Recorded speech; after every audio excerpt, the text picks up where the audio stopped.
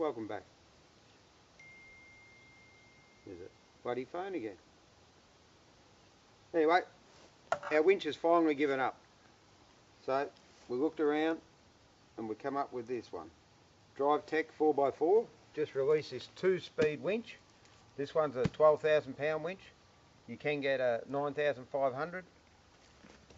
So you can have fast retrieval, slow retrieval. All the ratings are on the side. We'll put this in. We're going to mount the controls remote. Also comes with wireless remote. But yeah, dual speed winch. We'll put her in. Winter's here now in Victoria. I'm pretty sure in the next couple of months you'll get to see a few times where we'll have to pull this little bugger out.